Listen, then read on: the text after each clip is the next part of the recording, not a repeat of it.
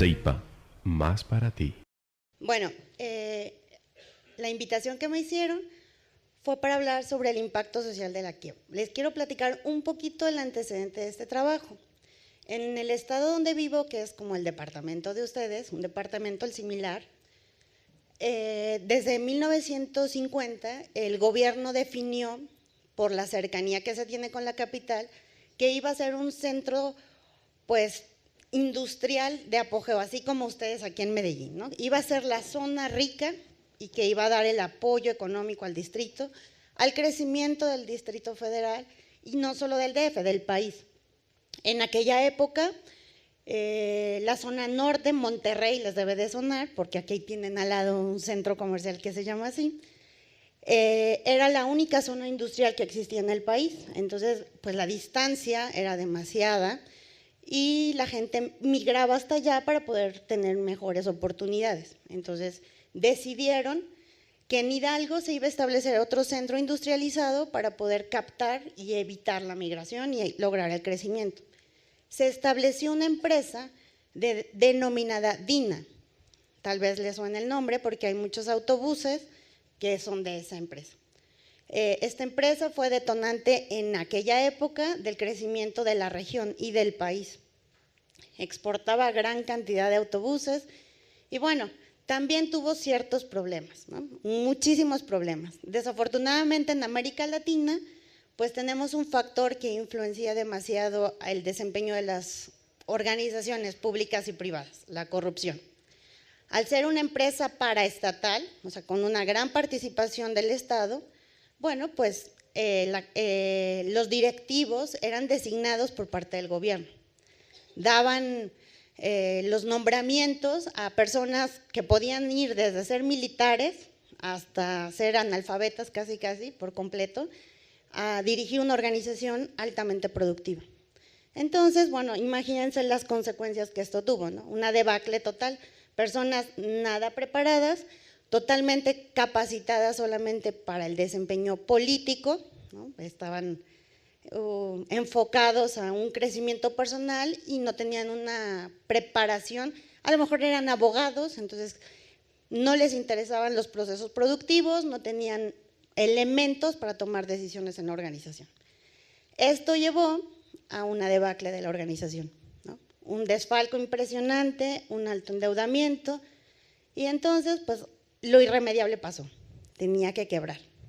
El problema fue primero que el gobierno la intentó vender, hacerla privada. Entonces este proyecto surge de ahí, porque lo primero que nos pidió el gobierno del estado fue apoyar en la evaluación de empresa. El trabajo de las dos compañeras que acaban de pasar, bueno, hablaban sobre la valoración de empresas. La primera etapa de este proyecto consistió en eso y tenemos libros publicados sobre la valoración de empresas. La novedad, pues fue que estábamos evaluando una empresa quebrada, ¿no? Siempre hacemos valoración de empresas con empresas que están activas, que están pues ganando, a lo mejor tienen ciertas dificultades económicas, pues porque el contexto económico así lo presenta, nos están arrastrando, ¿no? Entre las crisis económicas y entonces las organizaciones, bueno, tienen problemas, pero al final sí tienen algunas ciertas utilidades, ¿no? Está viva, está produciendo, hay flujos, hay ingresos, pero está viva. Esta organización ya estaba muerta. No solo muerta, ya se estaba pudriendo, ¿no? Ya olía, ya apestaba el muerto. Entonces, el primer reto fue eso. ¿A cuánto debía el gobierno del estado vender esta organización? Que ya en realidad eran cacharros, ¿no? Eran solo los fierros, porque tampoco tenían una gran tecnología y querían venderla. Y la estaban queriendo vender como si fuera una empresa. Ahí está. Entonces, bueno, la primera etapa fue precisamente evaluar la empresa, ayudarle al gobierno porque pedían millonadas, ¿no? O sea, millonadas, pero y de dólares, querían venderlo como si fuera exactamente una empresa sana, líquida, rentable, que estaba ganando y muy bien posicionada. Realmente lo que querían vender era la marca era la que estaba posicionada, no estaba posicionada ya la empresa. Entonces, bueno, fue un primer reto y utilizamos diferentes modelos, desde el flujo de caja hasta Black & Scholes, para poder modelar el precio de la empresa y que el gobierno pues también fuera realista con lo que tenía, ¿no? Que estaba vendiendo una empresa quebrada. La segunda etapa de este proyecto pues ya fue el impacto social. Es muy fácil cuando las entidades gubernamentales deciden pues cerrar una empresa de este tipo, ¿no? Paraestatal. Pues sí, es una carga, es una sobrecarga total, es más burocracia, ¿no? Para ellos, entonces es muy fácil decidir que se va, ¿no? Y total, pues nos quitamos de encima este problema y ahí se ve, ¿no? Ya no tenemos tanto lío para poderla llevar. Ya no nos peleamos con quién vamos a nombrar como director y la gente ya no va a estar dando lata. Entonces, el problema es la consecuencia social, ¿no? Todos valoramos cuál es el problema al interior de la organización. Queremos saber cuánto debe, queremos saber a quién le debe, los asuntos legales para la liquidación de la empresa, cómo hacerle para vender, pero no estudiamos, en realidad lo sabemos, ¿no? Podemos palparlo y lo vivimos, pero no sabemos en realidad el impacto que tiene en la comunidad el cerrar una empresa.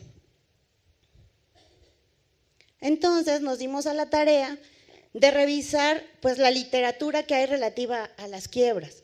Muchísimos estudiosos se la han pasado tratando de investigar todos los orígenes de la quiebra, ¿no? Y hacer modelos predictivos. Se la han pasado tratando de adivinar, porque eso es lo que queremos ser los financieros con los modelos financieros, ¿no? Tratando de ser gurús para poder decidir en qué momento esta empresa va a fracasar y la vamos a tener que cerrar. Pero no había en realidad un trabajo donde se pueda distinguir el impacto que tienen las quiebras. Todos hablan de las consecuencias, ¿no? Entonces, va a aumentar el desempleo, sí, pero ¿cuánto? ¿Cuánto es el costo de oportunidad que se tiene por ya no invertirle a esta empresa, ¿no? ¿A cuánto va a subir la violencia? Sí, pero ¿en cuánto?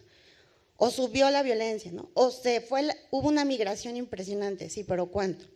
Entonces, bueno, pues viendo todo esto, nos dimos cuenta que todos los trabajos que hay relativos a quiebras son al interior de la organización. Evaluar activos, evaluar pasivos, evaluar todos los trámites legales que se tiene, pero es solo al interior de la organización. No nos preocupa para nada el entorno. Entonces, bueno, ahora estamos con esta filosofía, tal vez se escuchará mal, pero de la boca para afuera, de decir que somos empresas socialmente responsables, que estamos certificadas y con calidad, pero cuando es la hora de la verdad, no es cierto, no nos importa la sociedad ni las repercusiones, ¿no? Solo nos importa la rentabilidad que vamos a tener, lo que tenemos en el bolsillo, lo que se tiene en las acciones, lo que se tiene en el mercado, ¿no? Pero la sociedad no nos interesa. Entonces, el objetivo de este trabajo fue precisamente eso, investigar, indagar, evaluar cuál fue el impacto del cierre de esta empresa. Quiero aclarar que la empresa sigue viva, se vendió y ahora lo iremos viendo, pero ¿cuál fue el impacto en su momento de haber cerrado esta empresa? Y como vimos que no hay un estudio referente que nos pudiera servir, pues tomamos como referencia la evolución de los índices de bienestar social para poder medir el impacto que se tiene. Entonces, bueno, primero vamos a ver cuáles son los indicadores de bienestar social que tomamos, alguna teoría financiera que pudimos recuperar y los resultados que encontramos de este trabajo. Bueno, de acuerdo a lo que define la ONU, que es un indicador de bienestar social, bueno, pues sabemos que son índices que van a medir cómo se afrontan los problemas sociales en un país. ¿Qué tan fácilmente se pueden resolver conflictos? ¿Hasta qué punto tiene que intervenir el Estado para darle solución o no? Si el gobierno puede darle una solución pronta sin que intervenga ejército, sin que tengan que violentar fuerzas, sin que tengan que decretar nuevas políticas públicas para poder cambiar el sentido de un problema. También mide cómo se satisfacen las necesidades humanas, si nos alcanza a todos para poder comer bien, para poder vestirnos, y bueno, cómo se aprovechan, y si se aprovechan al máximo, las oportunidades. Esto quiere decir que, bueno, viene una inversión extranjera y si realmente sabemos hacer la cadena de valor. Nos hemos dado cuenta cómo en nuestros países, sobre todo en México, abrimos la posibilidad a muchas empresas extranjeras, pero no vemos que sus proveedores sean también mexicanos, ¿no? Que ese es el caso de China, de éxito de China, ¿no? Llegan las empresas y son obligadas completamente a que estén encadenadas en la producción. Entonces, bueno, son creados estos indicadores, determinan el nivel de desarrollo de los países. Tenemos que aclarar, son muy subjetivos, porque no todos los países tenemos la misma manera de presentar los indicadores ni toda la información. A veces es muy difícil conseguirla. Aunque tenemos observadores de las Naciones Unidas en cada uno de los países, pues no está disponible. Si nosotros entramos a las páginas estadísticas de México, es sumamente complejo, ¿no? Ir encontrando la información tal como lo pide la ONU. Entonces, bueno, además ha cambiado la metodología a lo largo de la historia. Se han movido los indicadores. Entonces, al final, cuando quieres hacer un comparativo de la evolución, pues primero tendrías que volver a construir el indicador, porque ya no es igual, ¿no? Ya no es el mismo parámetro para compararlo. ¿Qué variables consideran en los indicadores de desarrollo humano? Tenemos la esperanza de vida al nacer, que sería, también aquí, bueno, tenemos 3 indicadores, el IDH normal, el IDH2 y el IDH3. En el primero, bueno, cuando tomamos la esperanza de vida al nacer es desde los 0 años hasta que la gente se muere. En el segundo es hasta los 40 años, cuánta gente se muere hasta los 40 años y en el último caso hasta los 60. Entonces también eso dificulta. ¿Cuál es el parámetro que está tomando la ONU para comparar? ¿El de 0 hasta que se muere independientemente o hasta los 60 o cuál? ¿No? La educación, que toma el nivel de alfabetización adulta y el nivel de estudios alcanzados, y el PIB per cápita en su valor de poder adquisitivo, ¿no? Para poderlo hacer comparable. Aquí, bueno, esto también nos dificulta la comparación de los países y la evolución adentro del país.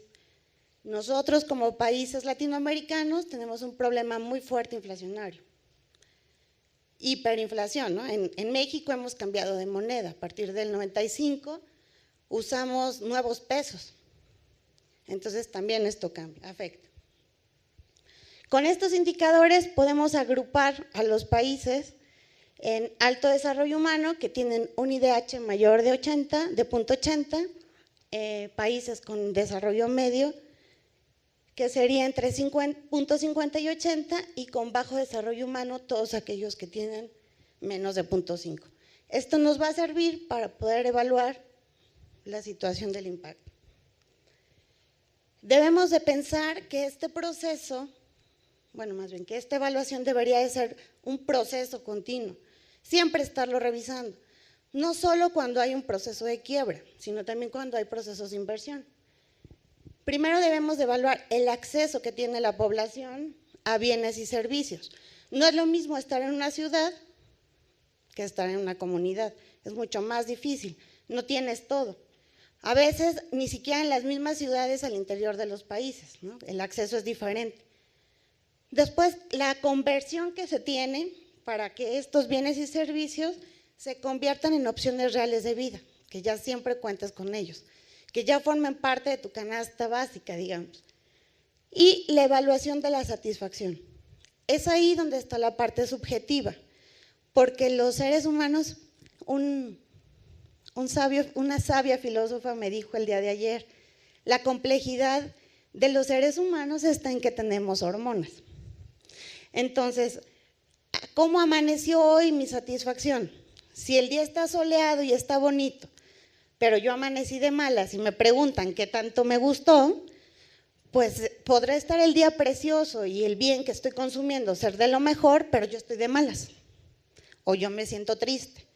Y entonces el mismo bien que voy a evaluar el día que está soleado, lo puedo evaluar un día fatal, horrendo, pero ese día estoy animado, estoy de buenas, estoy contento.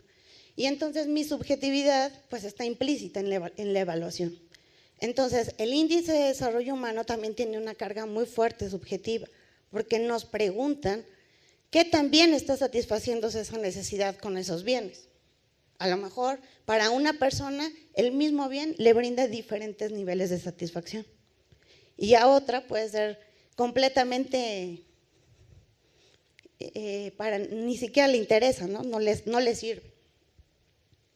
Entonces, bueno, como decíamos, existen los diferentes índices y son utilizados de diferente manera, ya puede ser a nivel estatal. Hay algunos índices que se utilizan a nivel urbano o rural y algunos índices, bueno, pueden ser también convertidos a nivel municipal. Para el caso de México, tristemente, podemos ver en una evolución desde el 91 hasta el 2012, pues que traemos un índice de bienes de desarrollo humano a la baja, ¿no? Si hiciéramos el análisis de la serie histórica, vemos claramente la tendencia descendente, ¿no? Completamente a la baja. El periodo que… El periodo que estamos revisando, bueno, incluye ciertos periodos presidenciales asociados con momentos sumamente importantes para el país, ¿no? Estamos viendo que en los 90 iniciamos con la apertura comercial. Entonces, los índices de bienestar muestran un pico alcista. Les vuelvo a repetir, estábamos en un momento, en una borrachera, le podemos decir así los mexicanos, en donde estábamos totalmente convencidos de que estábamos al nivel de Estados Unidos y podíamos competir. Entonces la apertura comercial nos dio esa borrachera de creernos capaces de competir con ellos, capaces de gastar en el mismo nivel que ellos, de invertir, porque en ese momento también la capitalización en los mercados de valores fue muy importante. Entonces, bueno, la satisfacción que teníamos los mexicanos era sentirnos ricos, ¿no? Nos sentíamos ya en el nivel de Estados Unidos y Canadá, pero también era totalmente virtual, porque tú asistías a los negocios y había una cantidad impresionante de productos extranjeros importados.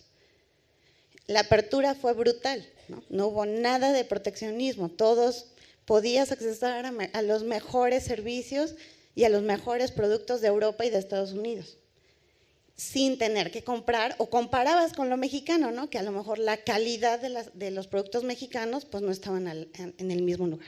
Entonces, bueno, pues se pasa la borrachera y lógicamente viene la resaca, que allá le llamamos la cruda, ¿no? Viene la resaca y te das cuenta de que tu realidad pues era otra. Muchas empresas mexicanas, grandes empresas mexicanas quebraron, ¿no? La competencia por la calidad no se pudo hacer y eso repercutió directamente en el desarrollo del país y en el desarrollo del bienestar social. Y eso es lo que se refleja en ese pico, en ese quiebre que tenemos a partir de 95, es una caída. Bueno, pues podemos ver entonces cómo ha ido, hasta cierto punto fue creciendo en la posición mundial, pasó de ser el lugar 45 a actualmente, bueno, en el 2012, que es el último dato que está disponible a nivel país, al lugar 61.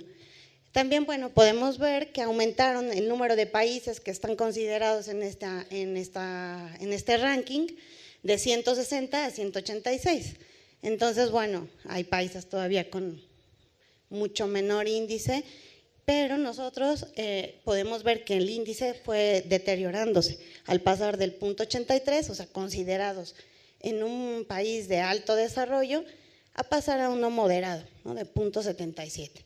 Otra vez, y quiero insistir y resaltar, porque nos pasa lo mismo, yo creo que en todos los países latinoamericanos, pues esto es virtual, ¿no? Son estadísticos y al final, bueno, cuando tú volteas a ver la realidad de los países o de las comunidades, pues es totalmente diferente a lo que el indicador te dice. Nos dice que tenemos un desarrollo medio.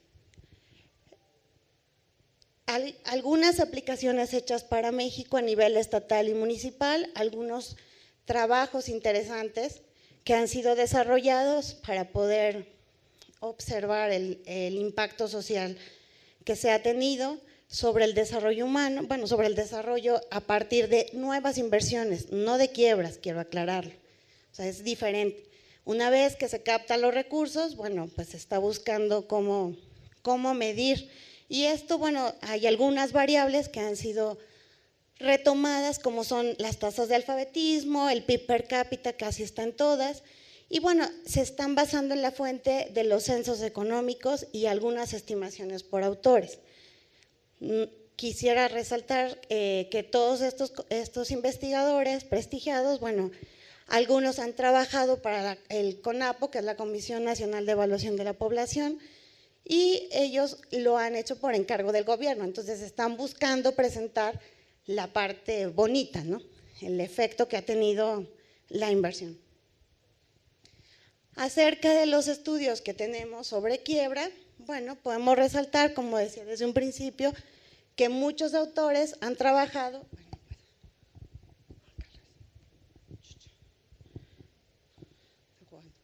Estoy jugando con el iPad. Perdón, estoy jugando con el iPad. No me acomodo, perdón.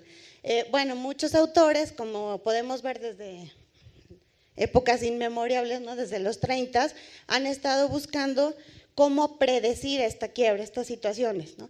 Tenemos desde las sencillas aplicaciones de razones financieras, donde podemos ver a partir de los puntos de equilibrio cómo podemos determinarlo, hasta la modelación, que ahora es la época de las finanzas modernas, cómo estamos utilizando métodos multivariados para poder incorporar cada vez más variables exógenas del entorno, del contexto social, para poder predecir en qué momento se va a presentar una quiebra. Pero ojo, es para anticiparnos a la quiebra, ¿no? Estamos buscando evitar esa situación, no estamos buscando el impacto que tiene. Entonces, bueno, nuestra pregunta de investigación era, en principio, el valor de DINA al momento de la quiebra en 2000, y la segunda parte, bueno, la generación de empleos en Ciudad Sagún, que es donde está localizada DINA. Si dependía de la operación de DINA, al quebrar esta, bueno, ¿cuál iba a ser el impacto en la vida de la población? ¿Cómo lo íbamos a ver? Hablando de la empresa un poco, la justificación es que desde 1950 tenía 150,000 empleos. 15,000 empleos directos y 150,000 empleos indirectos. Alrededor de la empresa existían talleres, pequeños talleres o pequeñas microempresas que se dedicaban a la fabricación de autopartes. Todos los componentes de los autobuses se hacían en Tepeapulco y algunos en Querétaro. Entonces, bueno, estaba totalmente lleno esa región del estado, cerca al distrito, ya era casi una zona conurbada, y el nivel de vida que tenían era de zona A, o sea, de zona rica. Tenían prestaciones impresionantes, podríamos decir abusivas, por qué no decirlo, gozaban de periodos vacacionales muy largos, tenían concesiones en las tarifas aéreas, por ejemplo, al ser una empresa pública, pues también la empresa de aviación, al ser también una empresa paraestatal, pues les concesionaba boletos a precios de risa. Ellos podían adquirir vehículos, o sea, comprar autobuses en un principio y poder revenderlos. O sea, los compraban a precios de risa y en el mercado ellos podían negociarlos. O sea, tenían dormitorios y comedor porque es una zona semiárida, entonces no había demasiadas diversiones, entonces les hicieron casinos, les hicieron comedores, les hicieron restaurantes, o sea, era todo un complejo, una ciudad alrededor de la empresa y todo era cubierto por la misma empresa, todo se tenía que pagar por ella. Adicionalmente, los periodos vacacionales, si tenían un derecho a viajar al extranjero, además, se le pagaba el boleto, el pasaje de la pareja, ¿no? Entonces, adicionalmente a todo lo que ya tenían, y sueldos, pero de verdad muy elevados, pues esto hizo que entre la mala dirección que se estaba viviendo y los abusos de los sindicatos, pues llevó a la empresa a la quiebra. El problema fue que la gente no se fue, se quedó ahí. Entonces, al cerrar la empresa, pues empezó a generarse, como en todos los lugares, problemas, ¿no? O sea, ¿de qué vamos a vivir? Es una zona árida, no permite el sector agrícola ahí realmente, solamente maguey, pero el maguey pues es muy tardada la producción para poder luego ya tener el pulque, que es el famoso, ¿no? Esa zona es muy famosa y muy rica por la producción de pulque. El problema es que se tarda 20 años en un maguey en crecer y ser realmente productivo. Entonces no era un plan de vida inmediato. La gente se quedó y empezó a hacer comercio, pero comercio informal, y aparte del comercio informal, pues empezamos a tener problemas sobre el comercio sexual. Empezó a crecer una zona de tolerancia ilegal, literal, ¿no? Como tenían los establecimientos de casinos, tenían toda una infraestructura armada, pues los sindicatos se apoderaron de ellas, literal, se las quitaron a la empresa y entonces empezaron a generarse de situaciones sociales pues anormales, digamos, extremas, ¿no? Porque empezó a haber inseguridad, empezó a haber violencia, empezó a haber narcotráfico. Entonces, bueno, la justificación de este trabajo fue precisamente apoyar al gobierno para poder diseñar una política pública que apoyara a esta región, que le quitara también el estigma que se tenía previamente. Primero, pues era una zona productiva, no se había posicionado a nivel pues internacional como una zona con mano de obra capacitada, con gente muy preparada, con gente, bueno, estoy refiriéndome a los trabajadores, no a los obreros, a pasar a ser una zona de peligro, pues de sexo, de delitos, ¿no? También. Entonces, bueno, lo podríamos ir asociando esta historia más detallada con los periodos presidenciales, porque la vida de la empresa en realidad también dependió mucho de las decisiones gubernamentales. Hubo quien desde un principio, creo que no se aprecia muy bien la letra, desde los 50, que fue cuando fue fundada DINA, con el presidente Miguel Alemán, pues dio todo el apoyo, o sea, económico, social, de infraestructura, no había carreteras, era una zona árida, ¿no? Completamente. Entonces, bueno, hasta presidentes que, bueno, no les interesó la empresa, ¿no? Ni siquiera presupuesto se le asignaba. Entonces, bueno, ¿cómo querían que la empresa siguiera trabajando si las decisiones del presupuesto ni siquiera estaban encaminadas y enfocadas para que operara la empresa normalmente? Entonces, bueno, al tener esas situaciones fueron en los 70, cuando al presidente Ruiz Cortines no le importó, cambió sus decisiones de política y entonces se asoció con la Fiat, no sé si le suena esta armadora de coches, ¿no? Fiat. Entonces, DINA se convierte ya no solo en una empresa que fabrica autobuses, sino también fabrica autos. Y esto, bueno, la posiciona a la empresa como una empresa altamente exportadora también de autos. Ante eso, y la calidad, si se acuerdan, México ha sido posicionado también, bueno, fue posicionado por la calidad de la mano de obra y barata. Entonces, después de Fiat nos asociamos con Renault, llega Renault a la misma empresa. El problema siguió siendo el sindicato, seguía siendo una empresa paraestatal.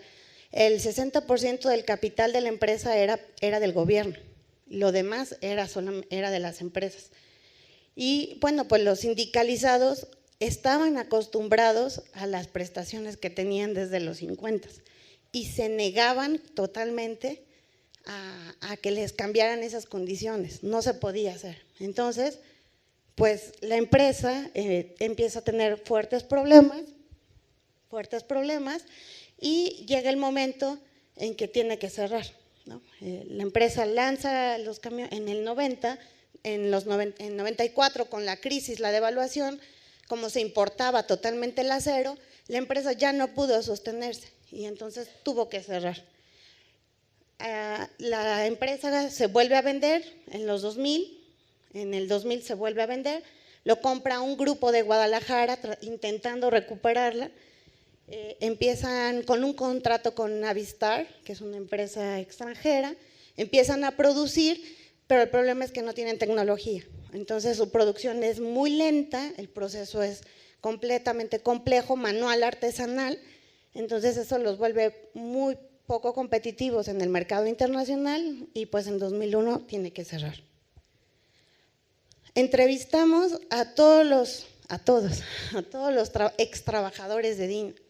Fue un proceso muy largo para los trabajadores, se negaban a dejar de ser trabajadores de DIN, vivían afuera de la empresa, totalmente acampados en tiendas de campaña, estaban día y noche, no permitían que nadie entrara, ni la participación privada ni la participación gubernamental, estaban tomadas las instalaciones literal, porque ellos sabían que al decretar la quiebra, pues no les dieron un solo peso, ¿no?, de liquidación, ellos exigían liquidaciones, pero en base al contrato que tenían firmado desde 1950, con prestaciones totalmente descomunales y fuera de todo sentido.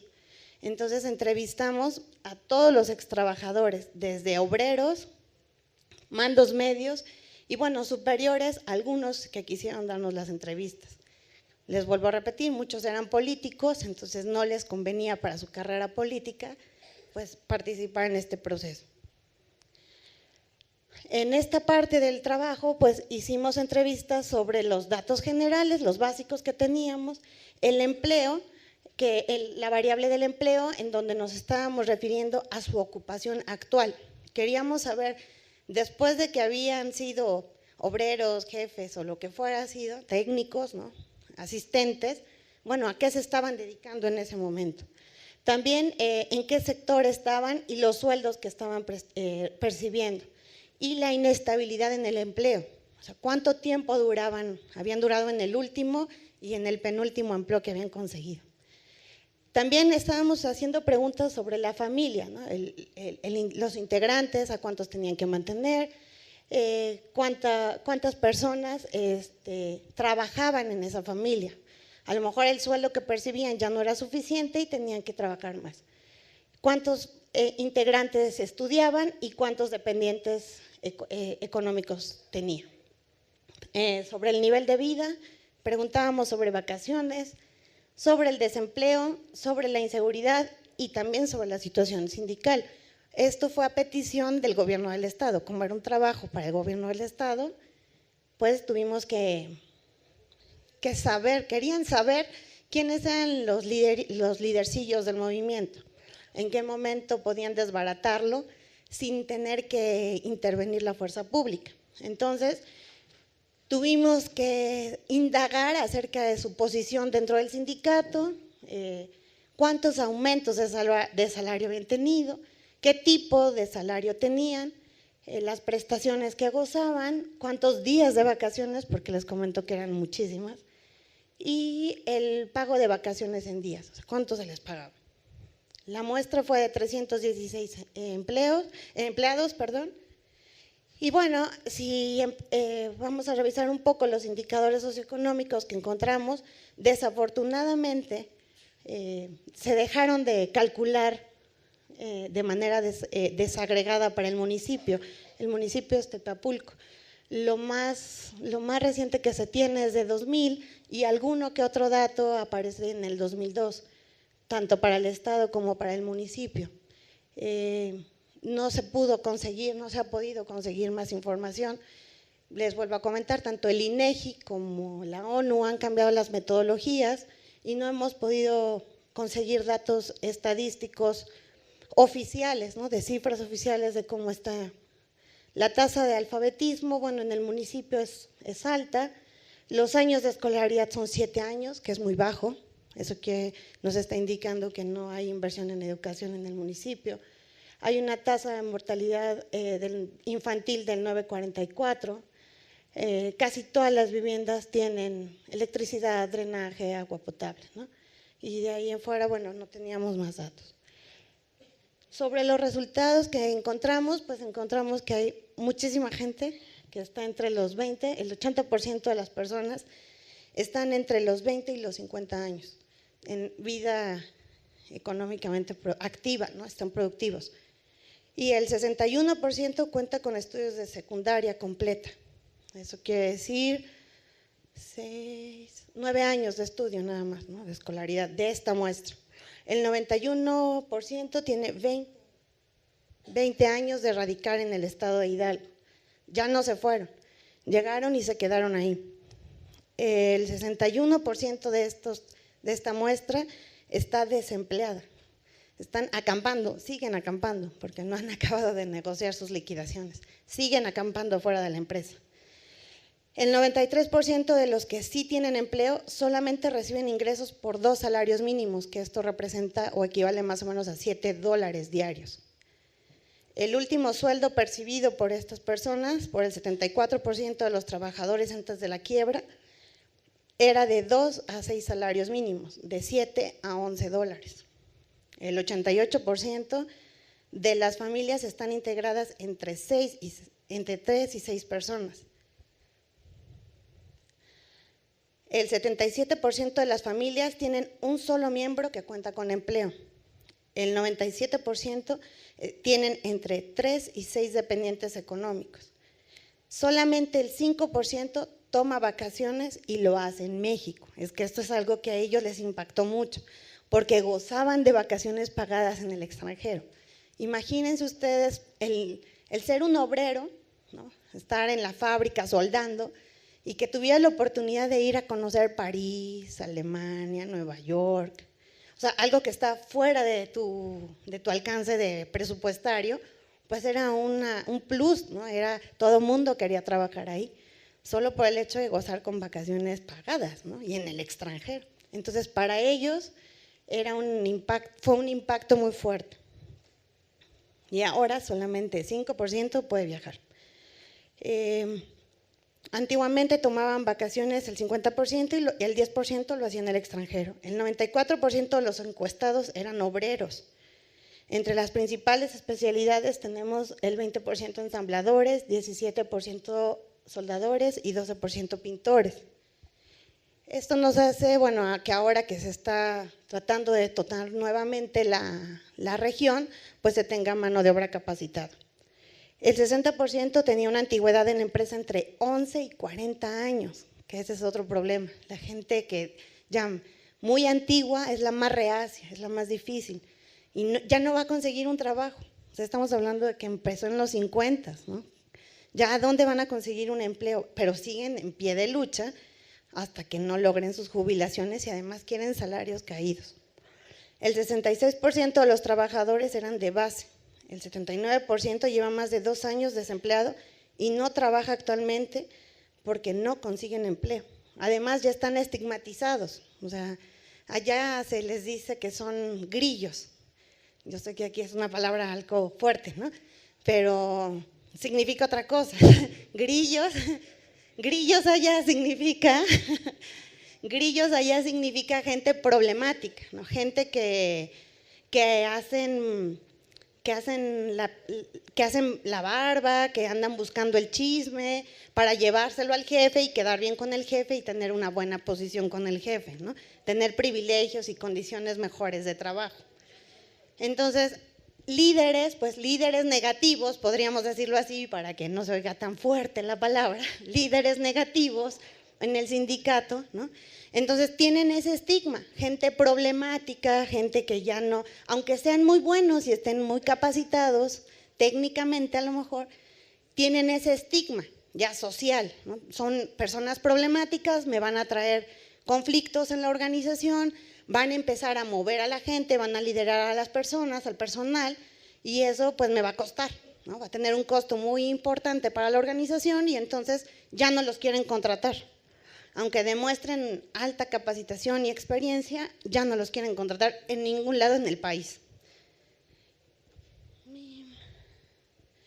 Con respecto a los jóvenes y a los jefes de familia que no encontraron empleo, el 54% han emigrado a otros países. Normalmente, bueno, se van a Estados Unidos. Entonces, ahí nos da otro problema. Tenemos solo mujeres cabezas de familia, ¿no? Son allá le decimos madres jefas de familia.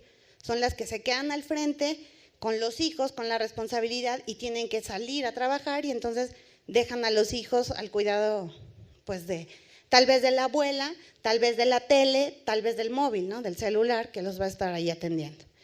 El 24% ha cambiado de residencia y el 22% se traslada a otra localidad.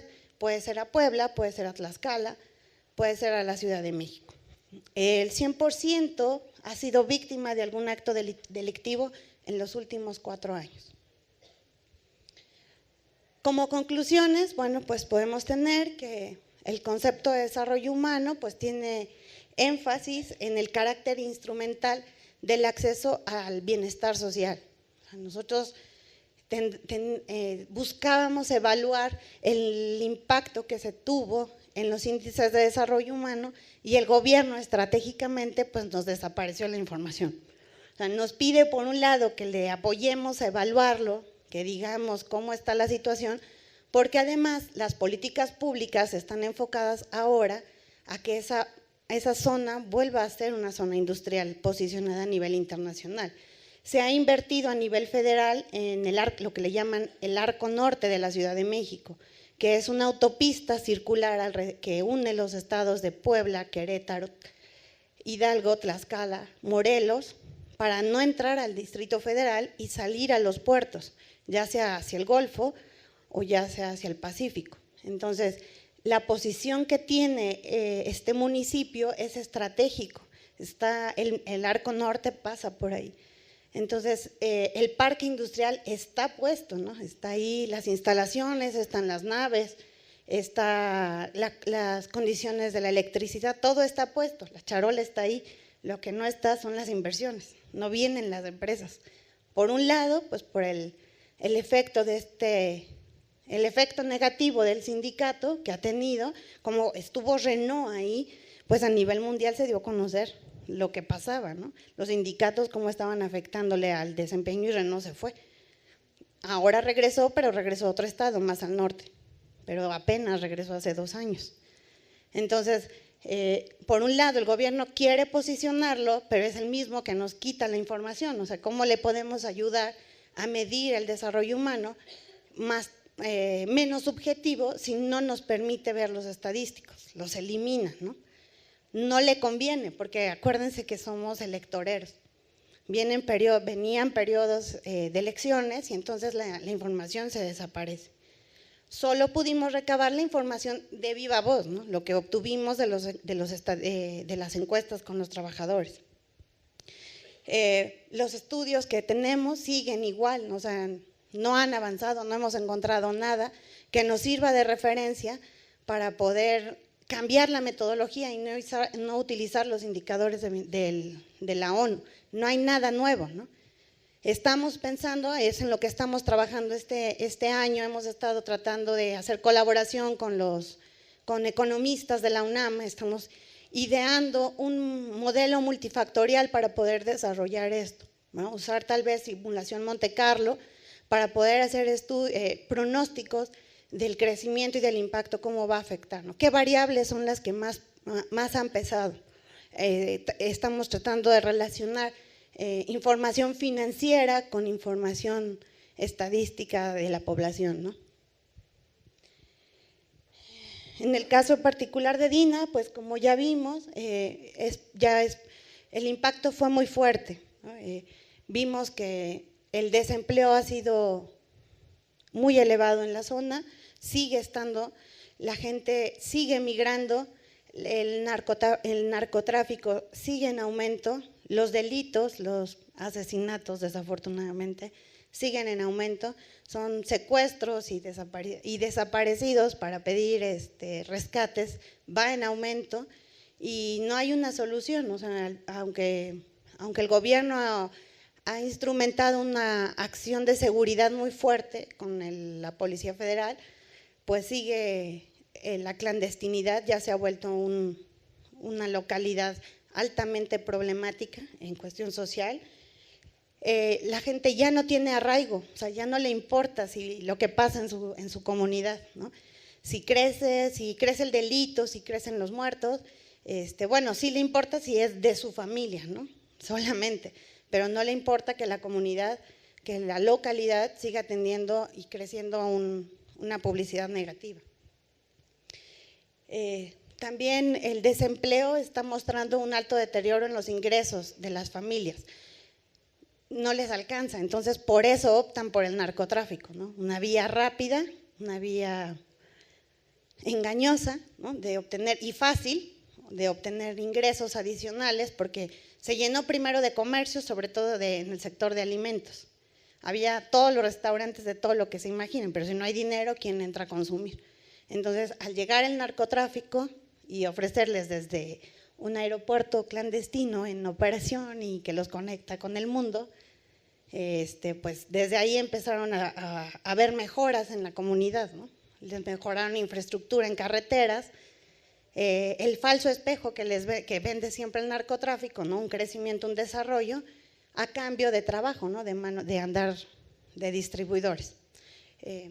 Les comentaba que por la posición que tiene, está muy fácil accesar hacia el norte del país o hacia cualquiera de los dos puertos que tenemos. También el nivel de vida de la población, pues es una grave consecuencia de esta quiebra.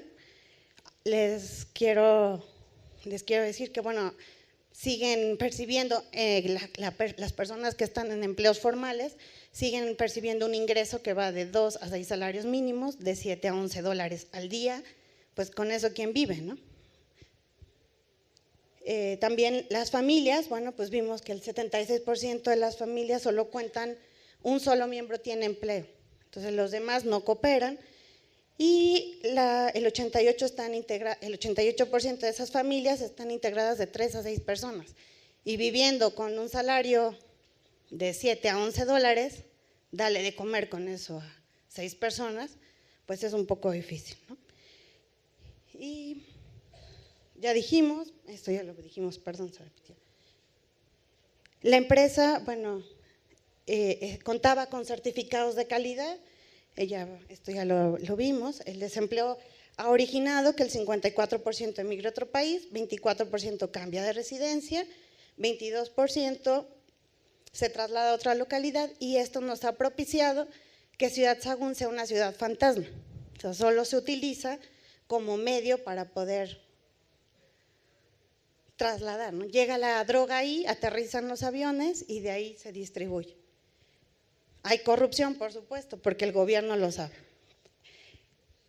Y bueno, nos muestran que la calidad de vida de los habitantes de esa comunidad y de los extrabajadores de DINA, pues sí ha sido altamente influenciada por esta quiebra.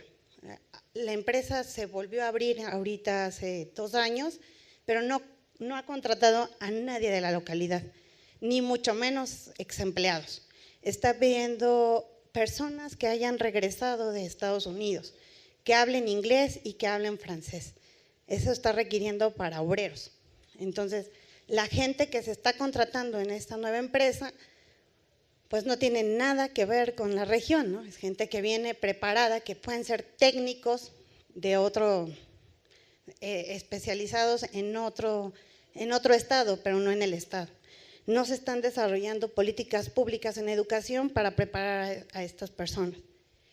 Necesitamos, bueno, vemos que es importante, necesario y urgente considerar que hay mano de obra calificada en la región, que es urgente rescatarlos, ¿no? Que en las negociaciones que el gobierno tenga con las empresas que vengan a hacer inversión, porque ahora pues es no solo dejar a DINA sola, sino instrumentar toda la cadena de valor alrededor, pues que se considere a los habitantes, a la población que está ahí, que es mano de obra calificada.